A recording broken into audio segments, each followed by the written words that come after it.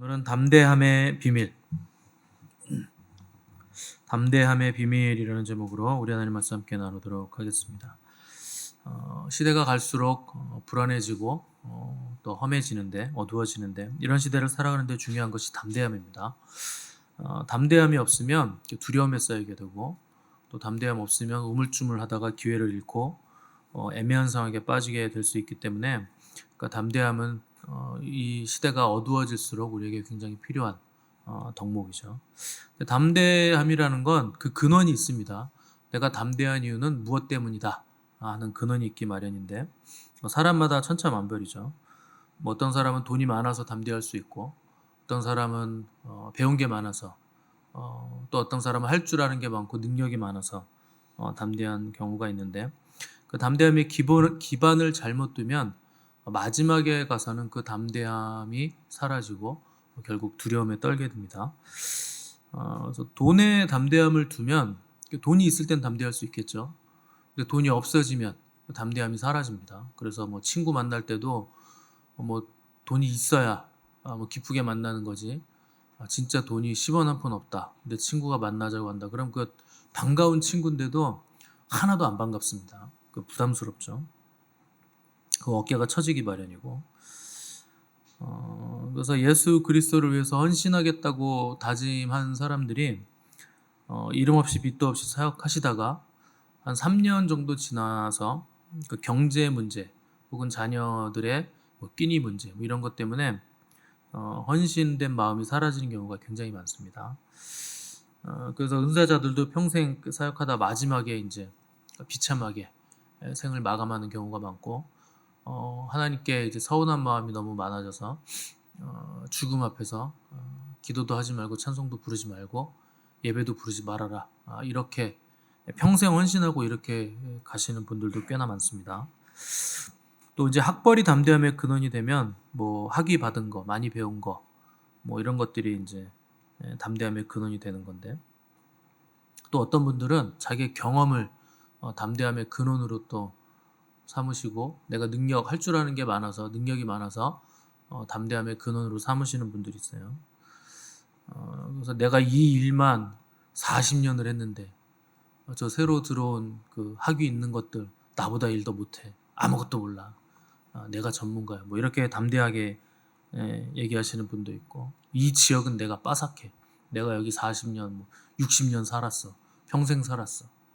그런 분들이 되게 뭘 하냐면, 거기 차 대지 마세요, 거기 대면 안 돼, 이런 거 합니다. 주차 관리하는 거예요. 동네에 누가 시키지도 않았는데, 이 지역 내가 빠삭하니까 내가 이제 유지라는 거죠. 그런 식의 담대함들이 돈이 됐든 학위가 됐든 배움이 됐든 경험이 됐든 능력이 됐든 어디서 그 담대함이 힘을 못 쓰냐면 고통과 절망과 죽음 앞에서 힘을 못 써요. 그러니까 그 담대함의 근원이 잘못됐다는 거죠. 진정한 담대함은 그 죽음을 넘어가야 됩니다. 죽음을 해결해야 되고 고통과 절망을 이길 수 있는 담대함이어야 되죠. 그 고통과 절망과 죽음이라는 게 우리의 매일의 현실에서 계속 일어나는 일들인데, 그거 하나 해결을 못하는 담대함이라면 그 담대함은 헛것이죠. 그래서 죽음을 눈앞에 둔 사람들의 태도를 보면 천차만별인데, 어떤 분들은 담대합니다. 그래서 목사님, 하늘나라에서 다시 만납시다, 뭐 이렇게 죽음을 아예 기다리고 계시는 분들이 있는 반면에, 어떤 분들은 죽음 앞에서도 여전히 돈을 붙잡고 있으면서, 의사 선생님 돈은 얼마든지 드릴 테니까 살려만 주세요, 이러시는 분들이 있어요.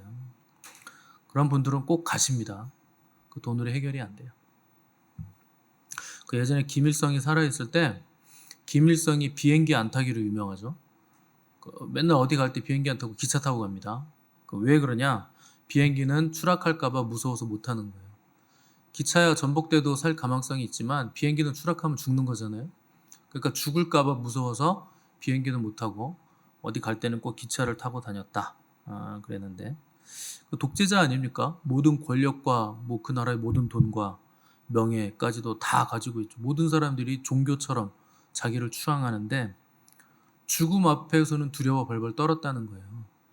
그러니까 명예든 권력이든 돈이든 뭐가 됐든 간에 다 가지고 있는 독재자가 죽음 하나를 넘어가지 못한다. 그러니까 아무리 담대해도 죽음을 넘어가지 못하는 담대함은 그거 소용없는 담대함이라는 거죠. 그래서 누가 제일 담대한 사람이냐? 죽음의 문제를 해결하고 뛰어넘은 사람이 가장 담대한 사람입니다. 그 사도 바울을 우리가 빌립보서를 통해서 계속 보고 있는데 감옥에 갇혀서 자기가 갇힌받은 것을 되게 기뻐하는 것을 우리가 볼 수 있죠. 내가 갇힌 것 때문에 복음이 안팎으로 전해지는 것을 내가 기뻐하면서 하나님의 섭리와 뜻이 참 오묘하다 이렇게 생각을 했다는 겁니다. 그러니까 결국엔 오늘 본문 보니까 이것이 너희의 간구와 성령님의 도우심으로 나를 구원에 이르게 할 줄 안다. 이렇게까지 고백을 하고 있는 거예요. 여기서 말하는 구원은 사도 바울이 뭐 영생에 이르는 구원을 받는다는 뜻이 아니고 이 감옥에서 내가 구원받을 것이다 하는 확증을 너희의 간구와 성령님의 도우심 때문에 나는 담대하게 믿을 수 있다. 이렇게 얘기하고 있는 거죠. 실제로 사도 바울은 감옥에서 나와서 당시에 사람들이 땅끝이라고 여겼던 스페인까지 가서 복음을 전하고 그 뒤로 사방을 두루 다니면서 복음을 전하다가 다시 잡혀서 감옥에 갇힌 뒤에 그때 이제 순교를 당하게 됩니다. 그러니까 빌립보 교회 성도들의 기도와 성령님의 도우심으로 내가 감옥에서 나갈 것 알기 때문에 나는 담대하다. 여기 있어도 하나도 두렵지 않다. 이렇게 고백을 했다는 거죠. 그러니까 사람들은 인생을 되게 복잡하게 생각하는데 그 사람의 생애를 한마디로 하면 주고받는 겁니다. 그 기도도 주고받는 거고 사랑도 주고받는 거고 은혜도 주고받는 거죠. 그래서 들어오는 거하고 나가는 게 맞아야 그게 인생이 이제 평탄하고 행복한 인생이 되는 거죠. 받는 것이 많으면 당연히 내가 가진 게 많아지겠죠. 주는 게 많으면 당연히 내가 가지고 있는 게 나가는 것이고 당연한 거기 때문에 그래서 사람들은 되도록이면 많이 받고 되도록이면 적게 주는 효율성을 따져가면서 계산하면서 인생을 사는 거예요. 그래서 여러분 꿔준 돈은 기억이 나도 꾼 돈은 기억이 안 납니다. 그건 본능이에요, 사람이. 내가 돈을 꿨어? 뭐 이렇게 가물가물한데 내가 언제 몇 시에 네가 뭐 해달라 그래서 내가 얼마 꿔줬잖아. 이거는 정확하게 기억을 하는 거예요. 그러니까 우리는 받을 거는 계산에 빠르고 줄 거는 되도록이면 잊어버린다. 그 줄 돈이 있어도 끝까지 버티다가 할 수 없을 때 준다. 그러는 거죠. 교회에서도 그 공짜 좋아하시는 분들이 있어요. 그래서 뭐 뭘 좀 얻어먹으려고 오시는 분들이 있고 또 자기 비즈니스 하는데 좀 도움이 될까 뭐 가게 하는데 도움이 될까 오시는 분들이 있는데 뭐 당연히 교회는 뭐 돈 벌러 오는 건 아닙니다. 우리 교회는 그런 분들 없죠. 우리 교회 와봐야 별로 도움 안 돼요. 사람이 별로 없기 때문에 아무런 도움도 안 됩니다. 그 목사들이 제일 취약한 게 뭐냐면 그 공짜로 받는 습관이에요. 자꾸 여러분들이 뭘 갖다 주기 때문에 이게 이제 나중에 습관이 됩니다. 그래서 당연하게 여깁니다. 받는 걸. 그 귀한 건데. 그래서 목사도 자꾸 줄 수 있는 구조를 입어야 되고 뭐 줄 수 있는 것 중에서 목사가 가장 잘 줄 수 있는 거 말씀을 주는 것하고 또 기도하는 거 이게 제일 이제 좋은 거죠. 그래서 하늘의 신령한 것을 전달해 주는 통로가 되는 게 목회자가 할 수 있는 가장 좋은 거죠. 근데 이제 어떤 분들은 교회 와서 우리 목사님은 왜 뭘 좀 안 주나 돈이라도 좀 안 주나 이런 생각하시는 분들이 있는데 뭐 누굴 주면요 말이 많아요. 왜 쟤는 주고 나는 안 주고 왜 누군 주고 누군 안 주냐 기준이 뭐냐 뭐 이런 식으로 또 말을 합니다. 뭐 줘야 되는 상황이 되면 또 드립니다. 그러니까 걱정하지 마시고 여러분들은 어떻게 해서든지 받는 구조에서 벗어나서 이렇게 주는 구조를 바꾸셔야 됩니다. 그러니까 내가 나를 스스로 여기면서 누가 나한테 뭐 안 주나 왜 나를 사람들이 불쌍히 여기지 않나 생각하는 건 그건 가난의 영에 잡힌 거예요. 그 거지의 영에 잡힌 겁니다. 뭘 자꾸 얻어가고 자꾸 받고 뭐 도움을 받는 거 이거 습관되면 안 돼요. 그래서 받기만 해서는 하나님의 의를 이룰 수 없습니다. 항상 주고받아야 균형이 맞는 거지 한쪽으로 쏠려 있으면 안 돼요. 그래서 온 우주에서 가장 강력한 법칙은 심은 대로 거두는 겁니다. 어떤 법칙도 이 법칙을 못 이겨요. 구원 빼고 구원은 하나님께서 심은 대로 거두지 않으시고 십자가 은혜로 우리에게 주신 것이고 그 구원의 법칙 빼고 나머지 모든 법칙들은 심은 대로 거두는 법칙을 못 이기게 돼 있어요. 그래서 성령으로 심으면 받는 사람도 다시 성령으로 우리에게 돌려주게 되어 있습니다. 그래서 하나님은 항상 준 것을 통해서 다시 받게 역사하시는 거예요. 하나님이 주시는 은혜는 우리가 값없이 거저받지만 사람과 사람과의 관계에 있어서는 우리가 주고 심고 베푼 것, 그것을 통해서 우리가 다시 살아나게 되는 거고 이제 받게 돼 있다는 거죠. 주지는 않고 받기만 하는 사람은 어떻게 해서든 받기만 합니다. 어떤 핑계를 대서라도 받아요. 그러고 나서 받으면 얻은 거 다 쓰고 나면 또 받으려고 그러죠. 그럼 이제 계속 주는 사람은 그 사람을 기억하죠. 그럼 이제 그 사람이 나중엔 경계의 대상이 됩니다. 그래서 항상 주고받아야 되는 거고, 되도록이면 받는 구조에서 벗어나서 그 주는 구조를 바꾸셔야 돼요. 그거 뭐 주고받아야 되는데 왜 주는 구조가 돼야 되느냐? 주면 또 받게 돼 있어요. 하나님이 반드시 되돌려 줍니다. 그러니까 그냥 주기만 해도 자연스럽게 하나님이 받게 하세요. 그래서 줄 수 있으면 계속 주시기 바랍니다. 뭐가 있어서 주는 게 아니에요. 뭐가 뭐 있어야 주죠, 많아야 주죠 그러는데 그냥 줄 수 있는 거 주면 돼요. 뭐 줄 수 있는 거 없으면 제일 좋은 거 있잖아요. 기도해 주시면 되잖아요. 가장 큰 걸 주는 거죠. 그래서 상대가 나를 헐뜯어도 상관하지 말고 원수가 줄이면 먹을 걸 주라는 거예요. 이게 주님의 가르침입니다. 원수가 줄일 때 먹을 걸 줘라. 그러면 반드시 그를 통해서 거두게 돼 있어요. 원수라고 내 거 먹고서 입 싹 닫고 사라지는 게 아니고 원수라도 반드시 그건 갚게 돼 있습니다. 그가 안 갚잖아요? 그럼 하나님이 갚아줘요. 그래서 성경에 떡을 물에 흘려보내라 그러잖아요. 그럼 반드시 되돌아온다고. 떡이 물에 흘려보내면 다 불어 터지지 그게 어떻게 되돌아옵니까? 하나님이 갚아주시겠다는 거예요. 그러니까 뭐 여러분 주시면 반드시 하나님이 돌려주십니다. 그러니까 원수든지 철천지 원수든지 아유 저거 내가 진짜 꼴도 보기 싫어도 그냥 줘 보십시오. 그럼 반드시 갚아주게 돼 있어요. 그래서 주님은 야 겉옷 달라 그러면 속옷까지 줘. 그러니까 여러분 제가 우리 사모님한테 맨날 예전부터 하던 말이 있어요. 줄 때는 속옷까지 다 벗어줘야 돼. 아끼고 조금 남기고 계산하고 그렇게 주는 거 아니야. 다 벗어줘, 다 벗어줘. 다 줘야 돼. 맨날 그럽니다, 저는. 그렇다고 제가 입던 속옷을 주진 않습니다. 그러니까 여러분 줄 때는요, 그냥 싹 벗어주는 거예요. 있는 거 다 주는 거예요. 그게 준 거죠. 또 주님이 그러잖아요. 오리를 가져고 하면 심리 같이 가져라. 그게 손해 나는 게 아니라는 거예요. 그게 하늘에 심는 것이고 영원히 거두는 일을 우리가 계속 하는 일이라는 거죠. 그러니까 누가 알아주든지 알아주지도 않든지 상관없이 그냥 주고 심는 일을 계속 하라는 겁니다. 그래서 여러분 남이 알아주는 거 좋아하지 마십시오. 그거는 자기 상 이미 다 받은 거예요.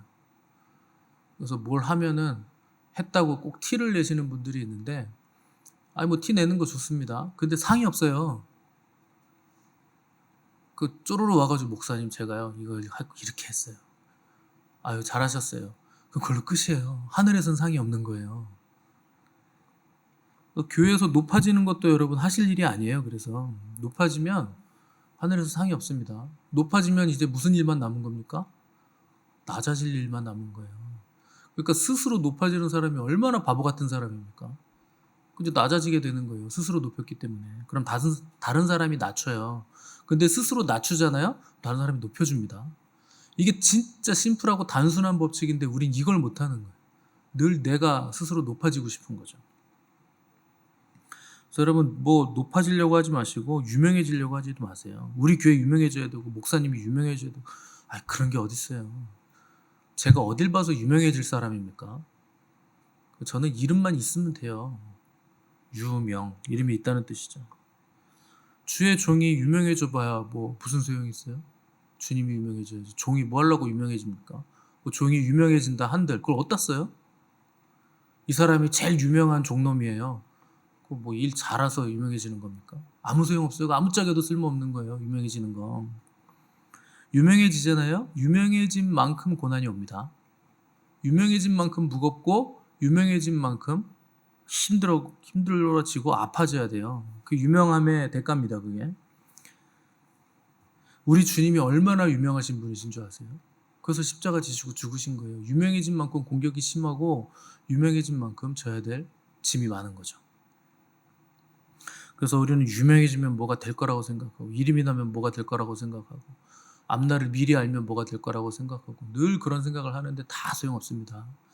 앞날 알아서 뭐가 될 것 같으면 마귀가 제일 잘 돼야죠. 마귀는 자기 앞날을 알아요. 결국 불못에 들어간다는 거 다 압니다. 어떻게 될 거라는 거 자기 운명 다 알아요.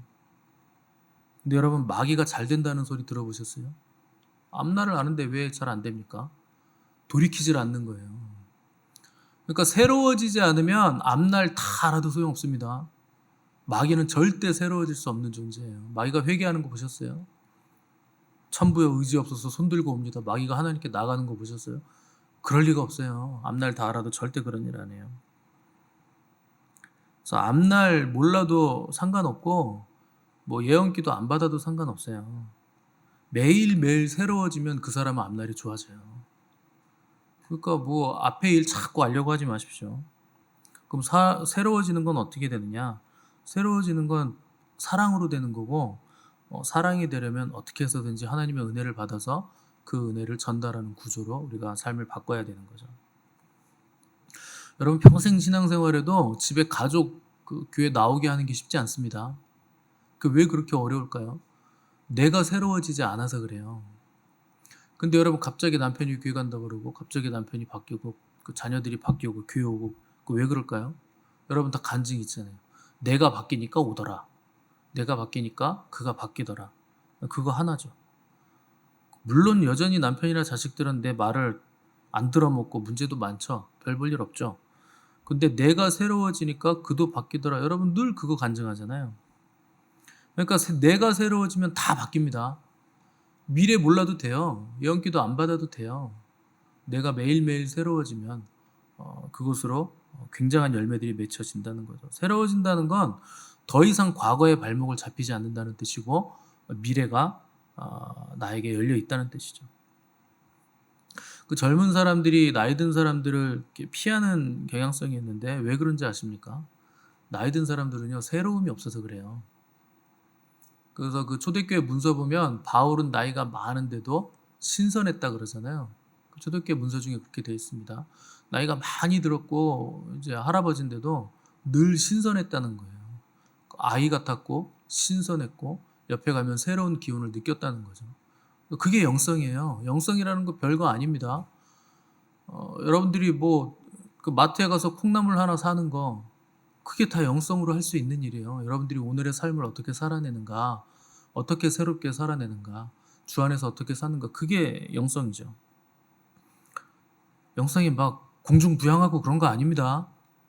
미래 막 보고 막 예언기도 세게 나오고 막 그런 게 영성이 아니에요. 내가 다른 사람하고 관계를 어떻게 하고 오늘 하루를 어떻게 살아가는가, 거기에서 영성이 나타나는 거예요. 하나님의 성품이 내 삶을 통해서 나타나는 거예요. 그게 영성이에요. 근데 나이가 들면 막 40년, 50년, 60년 똑같이 변함이 없어요. 그러니까 완고하고 고집을 부리죠. 내 말이 맞아. 이렇게 얘기하니까 같이 있기 싫은 거예요. 새로움이 없잖아요. 여러분 새로워지시기 바랍니다. 이전 것은 다 지나간 거예요. 그게 뭐 나에게 뭘 줍니까? 경험만 그냥 준 거지. 이제 벌써 12월 중순 넘어가는데 이제 곧 2026년이 되죠. 여러분 2025년에 또 많은 일이 있었지만 거기에 잡히지 마시기 바랍니다. 그건 다 지나간 거예요. 하물며 10년, 20년, 30년 전의 일에 여러분 잡히지 마세요. 이건 이렇게 하는 거야. 원래 이랬어. 이게 내 스타일이야. 그러면요 사람이 다 떠나가는 거예요. 새로워져야 되는 거예요. 여러분 어떤 것에도 잡히지 마시고 어떻게 새로워지느냐? 성령 충만하시면 돼요. 성령님이 이끄시는 대로 이끌림 받아서 그렇게 나아가면 되는 겁니다. 그러면 모든 문제들이 우리를 비켜가는 거예요. 문제는 여러분 해결하는 게 아니고 비켜가는 거예요. 자꾸 문제를 해결하시려고 그러면 안 돼요. 문제는 성령님이 이끌어 주시는 대로 따라가고 성령으로 말미암아 우리에게 주신 사랑으로 전부 다 용해시키는 거지. 그러면 해결하려고 골머리 쓰시면 안 됩니다. 문제 해결하려고 머리 막 써가지고 골머리 써서 해결하잖아요. 산 넘어 산이에요. 큰 거 하나 넘었다고 생각했는데 그 다음에 더 큰 놈이 옵니다. 인생은 문제의 연속인데 언제 그걸 해결하고 있습니까? 내가 그걸 어떻게 다 해결하나요? 그냥 높은 영역으로 날아오르시면 되는 거예요. 산이 있으면 그 걸어서 막 산 넘고 물 건너 가려고 하지 마시고 그냥 날아오르세요, 높이. 그 성령으로 날아오르시면 산은 전부 다 내 발 아래에 있는 겁니다. 내가 해결하려고 하면 내가 똑똑해져야 되죠. 유능해져야 되잖아요. 그럼 내가 똑똑하고 유능하면 그것만큼 재수 없는 게 없어요. 사람이 너무 똑똑하고 유능하잖아요. 전부 다 못나집니다, 주변 사람이. 그러니까 내가 똑똑하고 유능하니까 잘난 척하죠. 할 수 있다. 내가 해결해 줄게. 다 자기가 하려고 그러죠. 그럼 다른 사람은 다 못나지죠. 근데 자의식이 강화되는 거예요, 그렇게 되면. 똑똑할 필요 없고 유능할 필요 없습니다. 그냥 사랑하시면 돼요. 그게 제일 뛰어난 거예요. 사랑은 다 녹이니까. 사랑이라는 거 별거 아닙니다. 상대를 위해서 주고, 기도해주고, 기다려주고, 허물 덮어주고, 사랑이 될 때까지 계속 잠시 그 입을 다물고 기다려주고 있는 거. 그게 사랑이죠. 이게 처음엔 잘 안 돼도 하다 보면 또 됩니다. 처음에는 개념이 없으니까 이걸 못하는 거고, 말씀을 듣고 개념화 시켜서 아, 이렇게 해야 되는구나. 개념화가 되면 그렇게 움직여 보세요. 사랑은 내가 내 안에 마음에 사랑이 충만해서 사랑이 되는 게 아니고 사랑인 것처럼 움직이면 그 마음이 사랑으로 차오르는 거예요. 부부간에도 그렇습니다. 아무리 왼수 같아도 사랑하는 것처럼 섬기고 움직이시면 결국 사랑이 돼요. 그러니까 순서가 없어요. 먼저 사랑이 차올라서 사랑이 되는 게 아니고 사랑하듯이 움직이면 사랑이 차오르는 거예요. 그럼 또 그 사랑이 차올랐기 때문에 또 사랑으로 움직일 수 있게 되는 거죠. 그래서 걱정하지 마시고 그냥 말씀이 이끄는 대로 성령님이 이끄시는 대로 여러분 사랑하시기 위해서 애를 쓰셔야 됩니다. 그러니까 뭐 대단한 걸 하려고 애를 쓰지 마시고 우리는 기도를 해놓고도 걱정 근심이 너무 많죠. 근데 기도했으면 성령님의 도우심을 구했으면 이제 되어지는 모든 일들은 다 응답입니다. 다 응답인 거예요. 하나님이 이끄시는 거예요. 내 생각대로 되지 않는다고 해서 응답이 아닌 것도 아니고 내 생각대로 착착 기도한 대로 됐다 그래서 응답인 것도 아니에요. 그런 걸 속으시면 안 돼요. 딱딱 들어맞는다고 뭐가 잘 되는 거 아닙니다. 그냥 주님이 이끄시는 대로 그냥 사랑하면 그게 그냥 다 응답인 거예요. 그래서 하나의 막이 내리면 새로운 막이 또 올라가는 거고 하나의 문이 닫히면 또 새로운 문이 열려지게 되어 있습니다. 그러니까 하나님이 닫으시면 하나님이 여시는 문으로 들어가면 돼요. 그러면 거기에 새로운 일들이 우리를 기다리고 있는 거죠. 그래서 모든 것이 합력하여 선을 이룬다. 하나님이 다 선이 되게 종합해 주신다 하는 거죠. 그래서 우리가 서로가 서로를 위해서 기도할 수 있고 성령님이 우리 안에 계시기 때문에 우리는 두려워할 필요가 없는 거예요. 그래서 우리 담대함의 근원이 여기에 있습니다. 기도할 수 있고 성령님이 우리를 이끌어 가시기 때문에 하나님의 섭리와 경륜 안에서 하나님의 합력하여 선을 이루시는 그 경륜을 믿는 것, 그 안에 우리의 담대함의 근원이 있는 거죠. 잠깐 동안은 근심할 수 있겠으나 그로 말미암아 오히려 크게 기뻐하는도다. 이것이 사도 바울의 고백입니다.